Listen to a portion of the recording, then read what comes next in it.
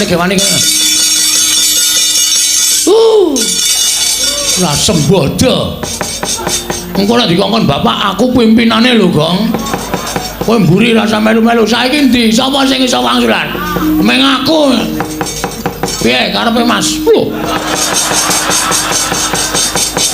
Karepe piye? Lho, sermu piye? Aku takon karo kowe kok. Karepmu piye? Kowe wani karo Yai Prabu Ndorowati? Mboten. Lah kok kowe ngunek-uneke? Kula ora ngunek-uneke, mung ngrasani. Ngrasani kok ana wonge. Ha salahe nang kene. Mbok lunga sik ora masalah. Wah, Bagong kowe aja sak kepenakmu dhewe langsung karo Baladewa. Kowe aja sak kepenakmu dhewe langsung karo Baladewa. Saiki ngene wae. Pripun? Aja nganti dadi pasulayan, nggih. Kowe bali. Bali piye? Bali yo. Wis ora ana ojek. Iki adoh iki nggone iki. Kowe bali yo. Terus nek bali kondo karo bapakmu. Bapak kula Semar. Heeh. Kondo karo bapakmu. Bapakmu kon ngilo karo gitoke. Bapakmu kon nyawang karo cengele. Bapakmu ki mengkere gedibal 17 wong elek nyolong mripat. Mong batur karo bangun kayangan ki. Bapakmu ki sing gablek apa aku tak takon.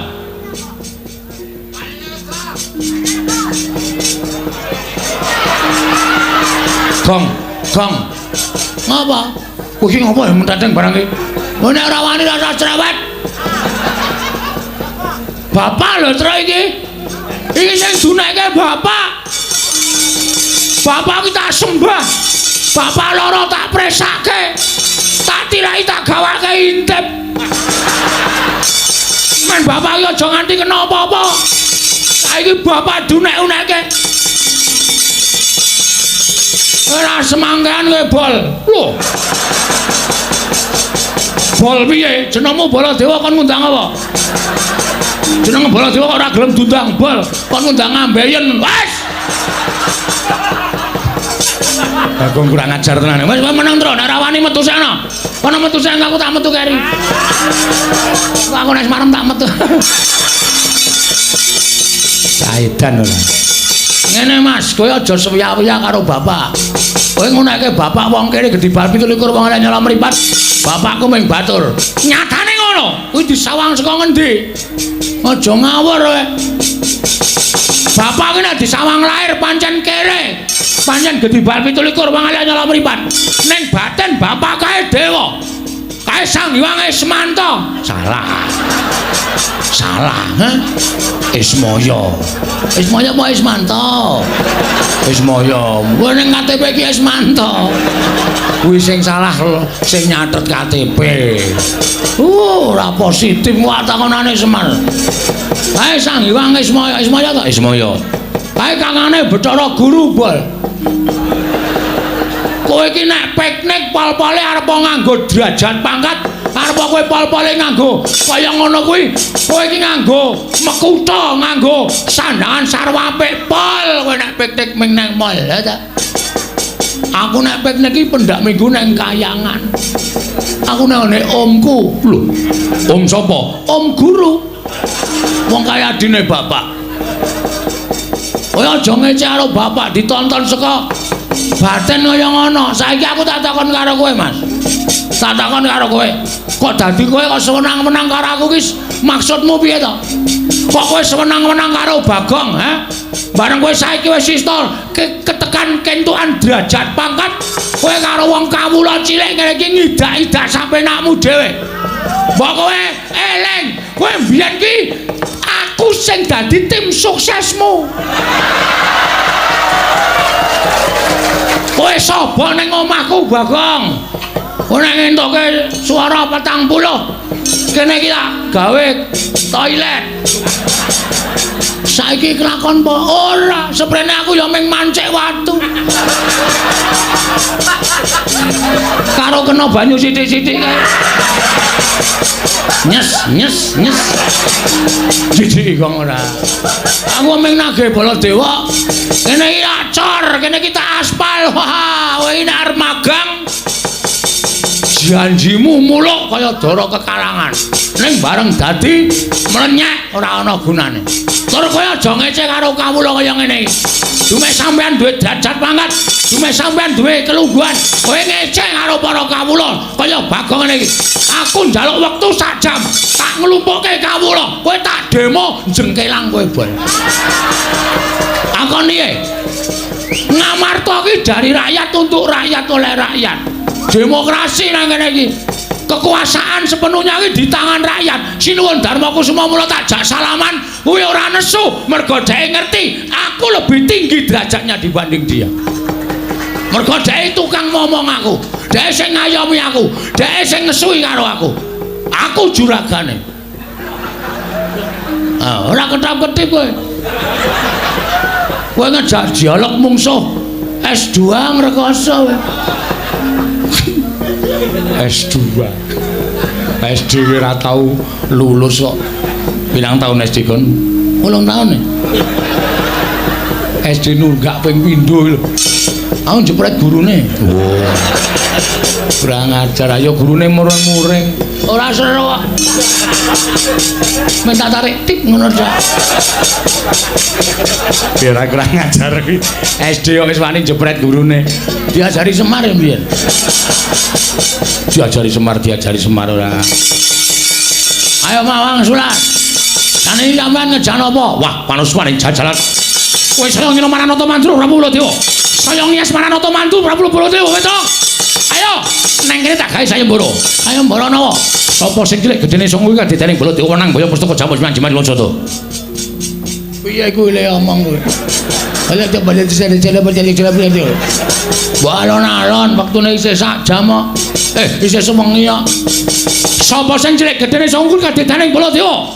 Wenang Boyong Pustaka Jamus Manjiman Losoto. Tro? Aku ditantang itu. Wani ora? Jujur wae nek omongan wani aku. Nek gelut jujur wae. Ora wani. Ora wani kok dadak delangap-delangap ucape. Nek sampean nantang karo aku, oke, ora masalah. Semono uga aku, Mas. Semono uga aku. Kowe iso gawe bali Bagong, nek iso nglangkai kuandane Petruk. Ayo walarisan.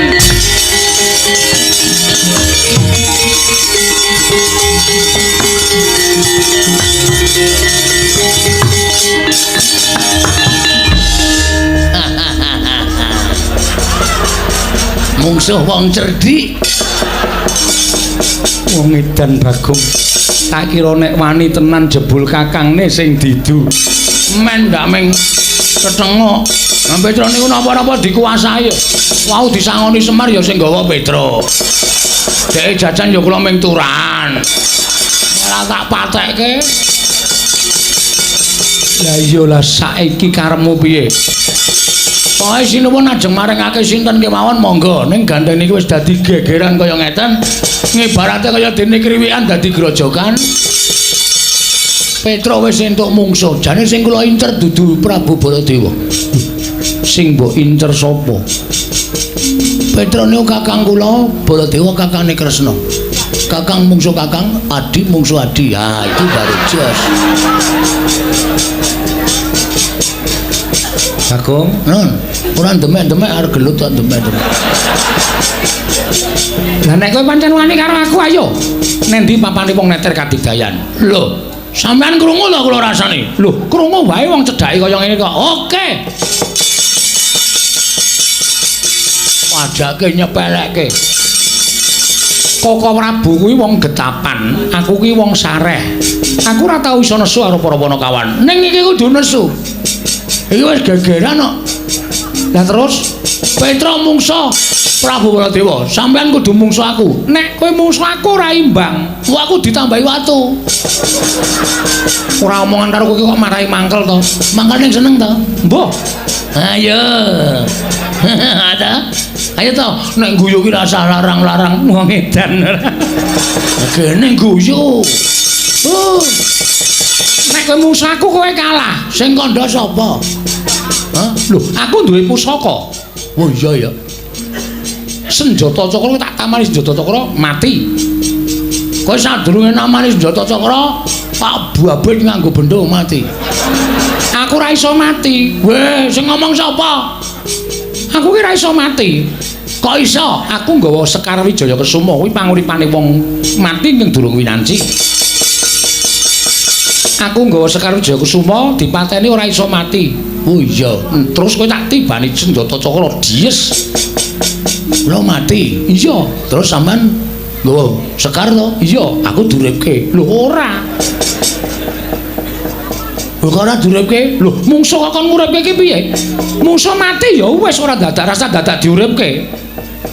Wah, cilaka iki. Lah wis rasa perang. Lah piye sida ora? Ora wae, aku ora iso urip kok. Aku ora dungkuli kembang kowe uripe angel. Arep wis dioyok-oyok ora gelem urip. Wis rasa wae. Malah rugi. Iwas mungsuhe mempeng kene ora urip wae. Baul. Ora iso ngapa-ngapa pisan. Bagong aja edan, aja kaya bocah cilik. Nuwun sewu sinuwun. Kula nyuwun pamit nggih sinuwun. Arep menyang endi? Ngelekke Petruk. Sinuwun Mandura menika juragan kula. Menika pepundhen kula niki wau jane tak kira gojek jebul tenanan. Kula nyuwun pamit kula tak medal jawi. Ngelekke kalih Petruk aja nganti wani karo sinuwun Prabu Mandura. Iya Bagong aja kaya bocah cilik. Nggih matur sembah Sinuwun Ndrawati nyuwun pamunten nggih ming gojek. Ora apa-apa Bagong. Aku ngerti watakmu nggih. Wis ana ndang metu. Nggih nyuwun pamit nggih. Iya sing ati-ati. Lha Janaka nyuwun pamit nggih. Iya sing ati-ati Bagong. Lha Janaka kula nyuwun pamit. Iya Bagong sing ati-ati. Lha kula Sedewa nyuwun pamit nggih Den. Iya Bagong sing ati-ati. Iya Bagong sing ati-ati. Aku bali ya Mah. Atur-atur kamar. Nomor BPA-mu isih sing wingi to? Tasih. Engko tak ping. Iya. Ngoten mawon nggih sinuwun. Iya Bagong. Nggih. Soale Petro niku kandhan-kandhanane angel tenan. Petro niku siji wonge gampang nesu. Mbah bener mbah luput mesti nesuhan niku lho kula sing marahi ora jenak nek ngejak Petro nang ndi-ndi. Ini mau jangan nggih preso piyambak to karo Prabu Baladewa kok wani Petro niki ora jajal. Iya Bagong nggih. Mula nek mboten kula eleke ndak ora mendho. Iya. Mergo Petro niku sing diudeni ming siji. Sapa? Kula. Iya. Monggo nek tak kula kene, "Truk, ora kaya ngono." Mesti mandeg. Iya Bagong nggih. Pareng. Iya. Pun nggih Den, iya sing ati-ati. Pun nggih Dara. Iya sing ati-ati. Pun nggih Den, iya sing ati-ati.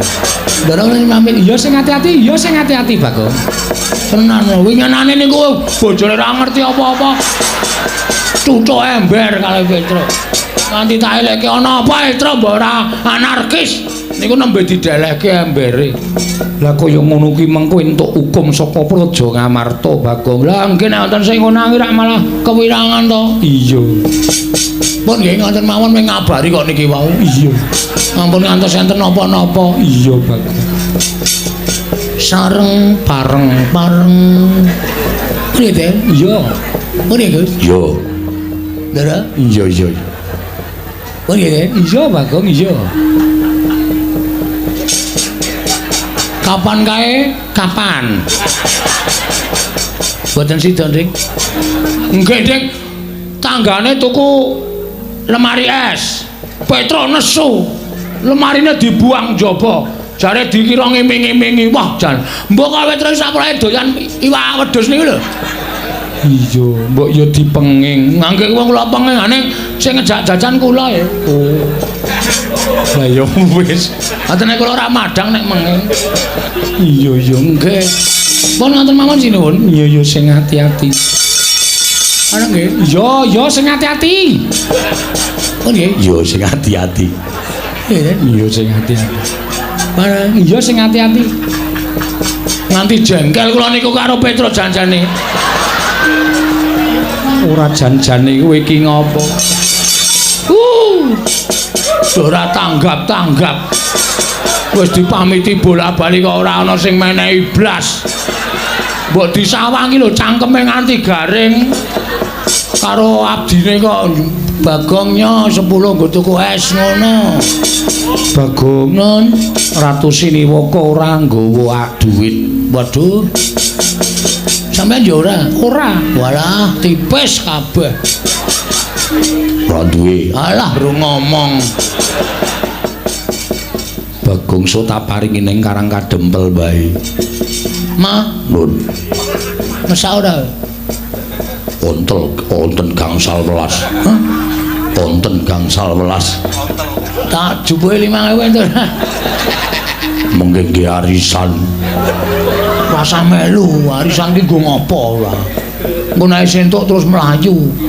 Rasa urunane ampun. Oh. Rupane elek. Medhit. Bareng iya. Bareng yo. Rang, yo, rang, ketak dasmu, betul. Kowe Patih Handakawana. Inggih, Ki Lurah. Walah, kowe kalih seba ning jaba iki apa? Mriko kebak. Kowe nggo 300 ora? Kae, apa memper kae? Patih kok jaluki dhuwit kae lho. Gadah, Ki Lurah. Kene tak silike. Munduraken benjang menapa? Njaluk Kresna. Oh iya. Ngestakaken dawuh. Wong edan batur kok kaya ngono kae kok ya uripe awet ngono lho. Lah wong ratu kok nek nganti krungu wong pirang-pirang ya isin to Werkudara. Kresna kok utangan Ndakawana kuwi lho. Mongko sing njaluk Bagong ora urus kuwi. Wah, Bagong pancen kaya ngono kae. Iki tumenggung sapa iki? Kae malah isin njaluk tumenggung barang kae. Anu kula menika wis rasa ngaturke jenengmu sapa? Kowe ngerti to aku sapa? Aku abdi kinasih negara Ngamarta. Aku ki wong duwe derajat arep batur ning aku duwe kedudukan. Nggih. Njaluk dite. Lho. Namung wonten 50. Wis kene 50 ora masalah sing penting lamun dadi tumenggung lancar ya. Nggih. Munduraken benjang menapa? Njaluk Werkudara. Oh nggih ngestaken dawuh. Wah, gecek ndase tenan. Buang perkara. Yayi, wonten paring adawu. Kilanana kula nyuwun pamit. Amenggak kamurkanipun Koko Prabu Baladewa, Koko Prabu. Ing ngatos-atos mugi-mugi negari Ngamarta mboten wonten lampahan menapa-menapa Koko Prabu.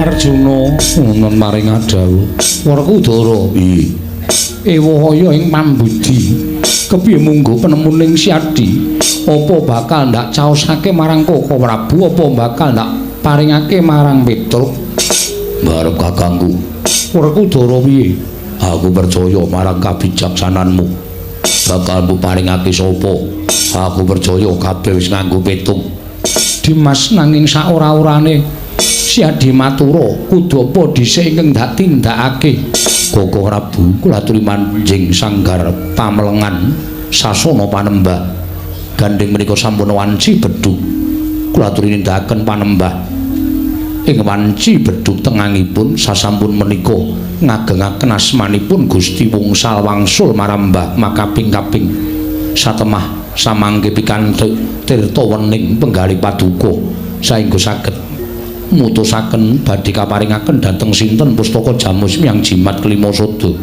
Yayi Arjuna ya pun ngakang ngaturake panuwun ingkang tanpa pepindhan. Kang mangkono Werkudara budhana kang padha seba ingsun kundur ngedaton ya isa dawuh. Kaya wis ora ana dawuh maneh Dimas Haryasena. Purna gatining paranggilan.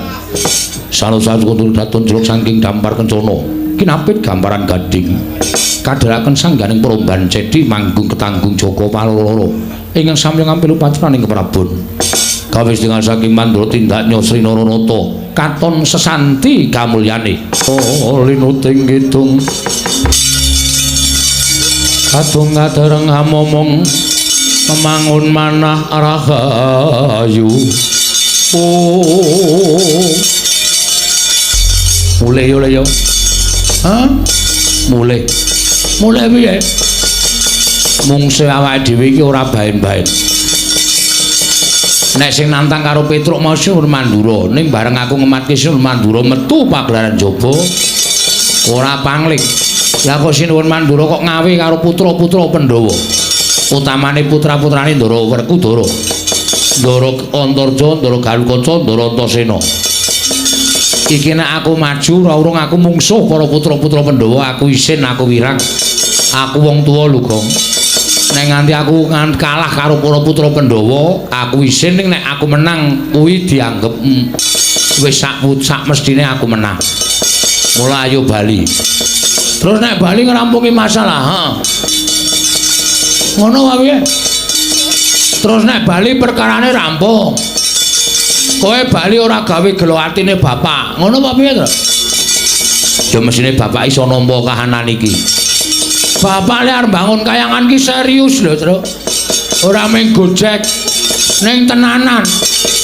mula nganti kongkonan kowe karo aku sowane negara Ngamarta kuwi wigatine supaya apa sing didadi jangka dening bapak iki kasembadan terus saiki aku tak takon karo kowe nek kowe mulih kowe matur karo bapak Pak aku ora iso mboyong Pandhawa ora iso mboyong pustaka Jamus Lima Sada bapak iki mung meneng wae bapak ora protes ora nyenani kowe malah mesti bapak ming mesem ning eseme bapak kowe ora iso ditebak kowe iki mesem lara apa mesem bunga iki ora ngerti terus mergo akeh wong nyebutake Semar kae samar Semar kae guyu durung karuan nek Semar ki bungah Semar ki nangis durung karuan nek Semar ki sedih ngono ya ha iya bapak ming niteni nang ati Petruk anakku lanang dikongkon ora iso ngrampungi karya haning sing maju dudu Ndara Baladewa iku sapa anak-anak Pandhawa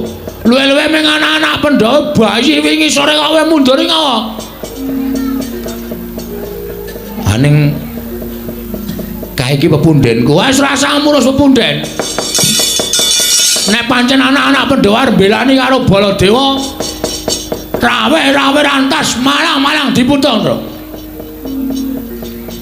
aku mungsuh Ndara Galukaca Ndara Antarja Ndara Antasena nek perlu ora masalah nek aku mati pendem wis kok tole mendem ki gampang anak bojoku ki lho Tru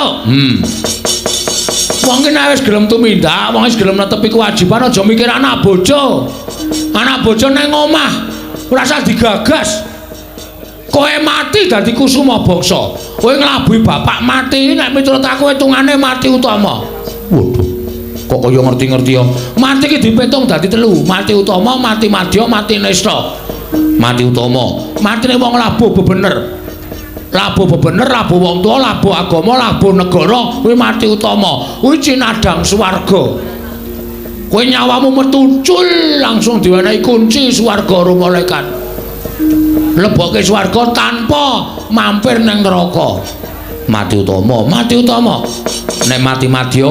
nek mati madya ki Antarja Antasena diayomi karo Gusti kowe menang karo putra Jodipati 3 lho ora glelek Petruk menang karo Gatotkaca wah semebar spiral apa spiral viral kok spiral piye ora glelek ora Gong awar bali wae aku ora penak nek musuh anak-anak Pandhawa mungsuhku Ndara Baladewa kok aku musuh anak-anak Pandhawa wis tenan kowe mulya aku tak nang kene kowe nek mungsuh anak-anak Pandhawa mati tenan mati tak wujute aku lu wong mati bangane tekan ngarepe bapak wirang ki selawase urip ra iso ilang terus arep diraupi keletan taun umure wis mundhak wirang ku nek dieling-eling utawa kelingan meneh bakal ndek rasa wirang modar sisan modar ngrasake apa-apa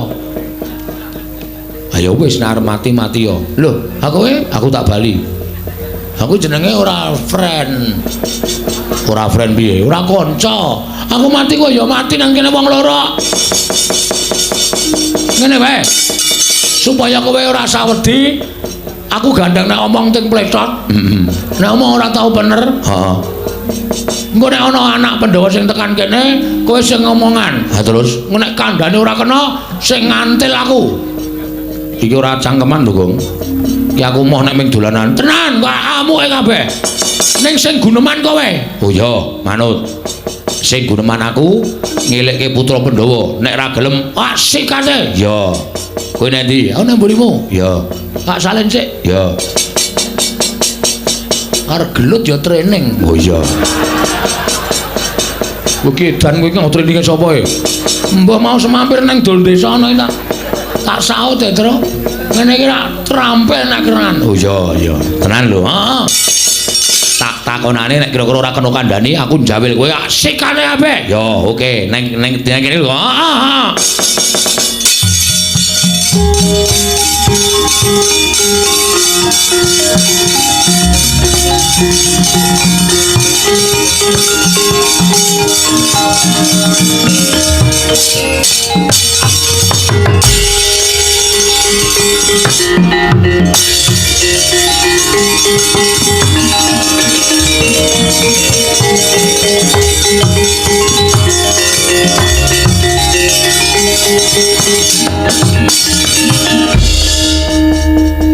Durantasena, iya, Truk. Rawuh mriki biasane nek kali kula niku nuwun sewu pasuryane niku grapyak semanak. Ning kok kaya mboten sagedhakan iki kok panjenengan limandeng kula kok kaya nawung duka. Kowe tak takoni, Truk. Nggih. Kowe wani karo Siwa Mandura iya? Oh nggih. Ha terus nek ngono bener ngendikaning Siwa Mandura nek kowe wani karo panjenengane, kowe sekecap pedho sekecap mangsuli pangendikaning Siwa Mandura. Leres. Kulo kang saka kuwi kowe keluputan tumraping negara Ngamarta. Ora iso njaga marang derajat lan martabating para punden Pandhawa. Kowe mirang-mirangke punden Pandhawa, mirang-mirangke Antasena ing minangka dadi putraning Pandhawa. Kowe wani karo punden Mandura. Petruk mapano tak bondo tangan tak krincung sing tak leboke pakunjaran. Neng kene marganing patimu Petruk. Gong, ayo Gong. Sik weteng kula ora, Petruk. Wetenge loro. Aduh. Kenapa tadi mau waduh tiwas ganti training barang aku. Waduh, iki piye iki? Iki wis kebaca tak takoni, aja omong-omongan sik, Truk. Diulur wektune engko nek mari asikate, Truk. Oh iya. Ning tenan lho, iki mak krucuk ngono terus. Mbah napa iki, Truk? Waduh, tak jagake dengkulmu nak. Loro wetenge kok dijagake. Nuwun sewu, Den. Perkara kula ajeng mangcekel, perkara kula ajeng mangrangket, monggo. Kula mboten ajeng selak. Ning nuwun sewu. Sampeyan ngadili perkara niku aja ming nampa pelaporaning sepihak. Ning pihak yang kedua kaya kula niku ditampa pelaporane. Kedadiane piye, kanane piye, awal mulane piye, niku panjenengan kudu iso nampa. Nek sampeyan ora iso nampa, napa sing tok klandhake sampeyan ming bela karo Sinuwun Prabu Mandura, sampeyan niku nuwun sewu ora iso ngadili. Kanthi adil lan bebener. Lah perkarane apa? Nah, nek konten niku jenengan kudune adil. Perkarane kula tak ngatur. Kula niku swanten negara Ngamarta dikongkon bapak. Bapak niku pengen bangun kayangan. Bangun kayangan ora bangun papan sing magrong-magrong, ning bangun morale para kawula sak negara Ngamarta supaya uripe pindhane enten kayangan. Kula sowan didhawuhi karo Bapak Petruk, syaraté Pandhawa rawuh ning Karangkadempel sinambi mundi Pustaka Jamus Miang Jimat Klimasada. Kula matur nyuwun ngampil ning Sinuwun Prabu Manu Darmakusuma wis ngendikake pusaka arep digawa ning anu Petruk ning Mandarawati. Lho, sebabe napa? Mandarawati ketaman pegebluk. Cep kula meneng mboten wangsulan. Ning niki cangkeme niki. Ancel galeng niki. Wah, ngandar-andar sak penake dhewe. Ya nek Kresna tenan, nek Kresna palsu, pon celak sak piturute. ngandhake nek Ndorowati ora ketaman pegebluk Ndorowati menika ketenggan dewa. Sing dadi ratu menika titising dewa. Kok ketaman pegebluk niki tumrap Bagong aneh. Terus sakniki niku gedung jero iso dijajaki ning atine menungsa sapa sing ngerti. Ya nek Sinuwun Ndorowati tenan, nek dudu omongane Bagong niku lho iki bener. Wah ning Sinuwun Mandura wis ora sranta. Petro kantong bolong Bagong ketibal 17 pengelok celok mripat. Mung kere mung batur. Wani marang Prabu Kresna. Bagong mboten wangtun wangsulan terus kula wangsuli apik-apik. Pangeran Sinuwun. Sedaya niku iso dirembak iso digawe apik digawe becike. Terus ning malah muni ngenten iki. Petruk bali. Kandha karo bapakmu. Kandha karo bapakmu Semar. Wong sekeng wong ora duwe wong mlarat. Arep bangun kayangan iki bapakmu gablek apa? Kon ngilo karo cengele. Mangriye. Nek perkara kula dunek-unekke Petruk wong kere mboten napa-napa, kula akoni nek kula wong kere. Ning bareng nyandak Semar, Semar niku bapak kula. Anane Petruk oleh ning alam padang niku mergo Semar sing mijekke ro bakso Simba. Ngoten. Dadi nek bapak kula menika dina, bapak kula DC, kula ora entuk. Ngendikaning para sepuh, bapak menika tangan tengene sing gawe urip. Wani karo bapak niku padha karo dosane padha karo wani sing gawe urip. Nek bapak kula dunek ngoten iki kula ora trima. Ha kula nesu. Ha coba sampean sakniki nek launekke Antasena anake Werkudara. Wong dlogak-dlogok. Unah-unuh ngalor ngidul. Ora iso ndodhok, ora iso basa. Piye rasane? Aku nesu. Padha aku, Mas. Aku ya kaya perasaanmu ngono kuwi. Lek kula wani karo Prabu Baladewa niku mergo kula mbelani bapak, ora mbelani awak kula dhewe mboten. Ning kula mbelani bapak Semar. Oh ngono to. Heeh. Anu iya, anu nggih. Mulane pancen lakone ngono kuwi sing luput dudu kowe, Truk. Sing luput Siwa Mandura. Ha kene panjenengan iso menggalih. Serada penake weteng ki, Truk. Mari kok, mari. Kanggo ngentut matus ilang angine. Wis waras, waras piye? Sikat saiki. Wis rasa-rasa. Kisono rembug sing apik. Syukur. Aku ya siap kok. Ya wis, pokoke siap terus mergane ora ming iki. Ndoro karo kaca, Ndoro Antarja bakal tekan kene. Heeh, aku siap. Ya. Ngoten niku perkarane. Wah. Ngerti ngono aku ora srengen karo kowe, aku ora getak-getak karo kowe, Petruk. Yen tak pikir luput Siwa Mandura. Ha, kene iso menggalih. Malah yen perlu aku ora bisa nyekel karo kowe, ning kowe tak bantu. Carane bantu, lho kok dibantu sebabe sing arep nyekel kowe ora ming aku. Sinten? Kakang Garwaca, Kakang Antarja ya didhawuhi nyekel kowe. Waduh. Siap lho, Gong. Sik, sirahku migren ya, Truk. Migreno ini tak pacul sirahmu men mudarsan ini. Ku anggere ana bahaya kok lara, anggere aman kok tentrem. Nek kon mangan waras, nek kon nyambut gawe masuk angin. Ora, Truk. Cengengesan ora. Ora sembotole ganti training barang. Siap wis to, siap aku. Lah terus ning nek Kakang Garwaca tekan kene, nek kowe diajar kowe aja males ya. Lah trek modar. Oh diajar kok ora males. Mergo ngenggono kowe batur, kowe bekti karo Bendara. Ning nek kula dipala ya kula lara. Nek lara tak tambani, nek mati tak uripke. Wih lah gleleng iki. Ngangge napa? Iki banyu sungut iki tak peres metu banyune iso nambani wong lara nggo uripke wong mati.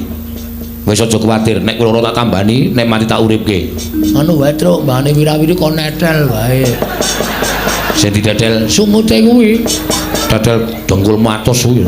Iki ora pasangan. Wah, tak kira nek variasi. Padake mobil ora dikai variasi. Tak kira nek templekane. Ora templekan Bagong. Nggih, Pon, nggih, Pon. Wis ngono wae ya, Truk. Nggih. Ning aku weli, aja dikapak-kapake aja males sakaremu nggonmu medeni Kakang Garwaca. Nek kowe diajar aja males, siap. Tenan ya, Truk. Oke, pun kula lakoni, Wis aku tak ambles bumi. Sik. Sampean bantu ning ketoke mung ngapusi. Lho, kok ngapusi? Lah nek sampean ambles bumi, kula ora iso ambles bumi. Le nyelok piye? Bagong kon gendruk lemah ping 3. Engko aku jedul. Gong, paham. Ngono ya? Nggih. Wis aku tak ambles bumi.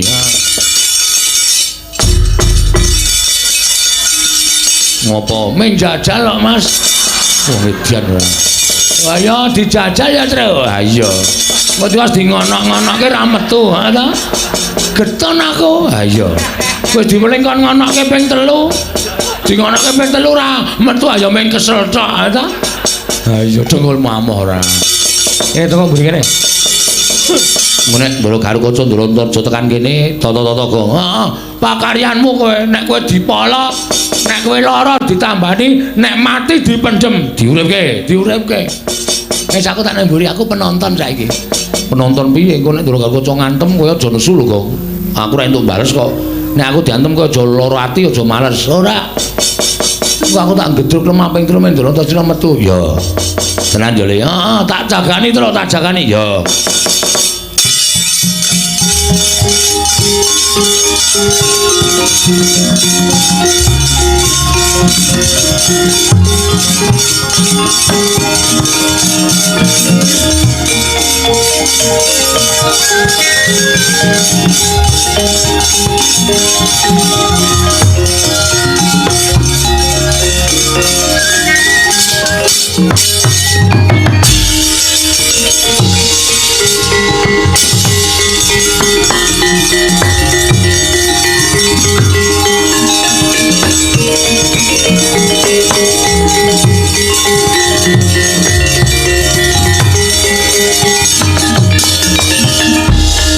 Kata Dian Gatotkaca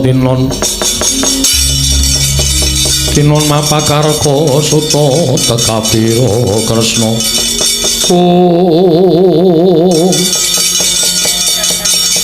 bekti kula Ndara ya tak tampa Gus bekti kula Den ya Bagong tak tampa nesu tenan iki nesu tenan iki mandeng kowe tanpa kedhep tata-tata lho Tru ya wis siap-siap lho Gong gedruk lemah ping 4 ping 3 andang lali ora ping 3 wonten menapa kok pasuryanipun sajake sengkel penggalihe Den ya Tru nun